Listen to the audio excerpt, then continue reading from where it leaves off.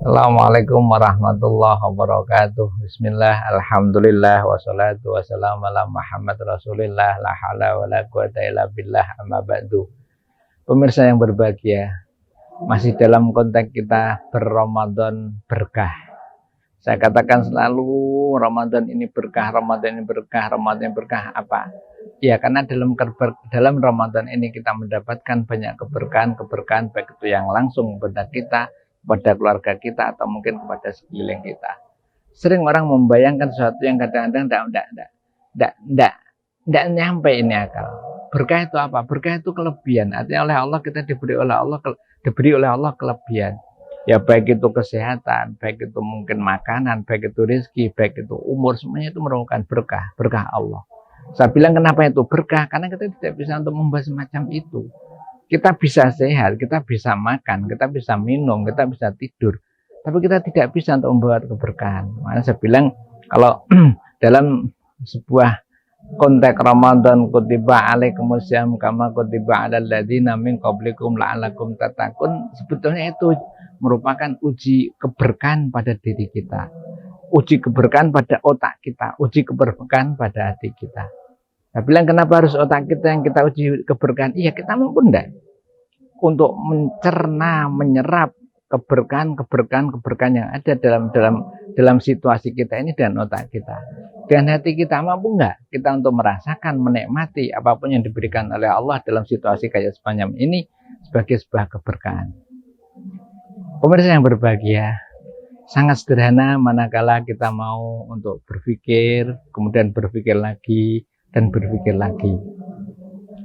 Allah mengatakan dalam sebuah proses saat mana kita harus berpikir yang panjang, Allah hanya selalu mengatakan, aku membuat manusia, membuat jin dan manusia untuk menyembahku.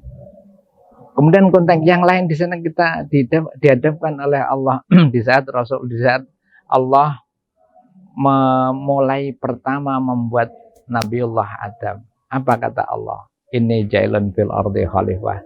Jadi kalau dalam bentuk yang pertama tadi kita dibuat oleh Allah menjadi orang, menjadi makhluk yang selalu beribadah, wa ma khalaqtul jinna wal insa illa liya'budun. Ternyata di sini memang sudah dikonsep oleh Allah. Ini jalan fil ardi khalifah. Ini saya bisa bilang, saya katakan ini sebuah keberkahan manakala kita berpikirnya tidak terbalik. Kemudian dalam konteks ini jalan fil ardi khalifah dengan konteks Allah mengatakan wa ma khalaqtul jinna wal insa illa liya'budun, ini ternyata kita diusik hati kita, diusik pikiran kita untuk berpikir. Maunya apa ini? Mau kemana ini? Kata Allah, mukhlisina lahuddin. Nah, dalam bentuk kita untuk beribadah kepada Allah menjadi sosok manusia yang wa ma khalaqtul jinna wal insa illa liya'budun, itu kita dituntut untuk mukhlisina lahuddin. Untuk apa? Ya kembali pada ini jalan fil ardi khalifah.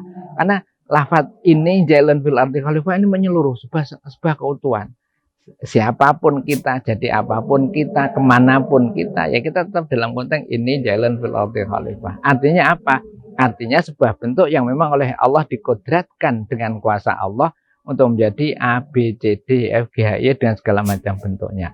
Apa itu benar kekuatan kita? Enggak, ini kekuatan Allah. Ini kodratnya Allah. Ini ketentuan Allah yang notabene kita sebagai pelaku. Siapapun kita sebagai pelaku.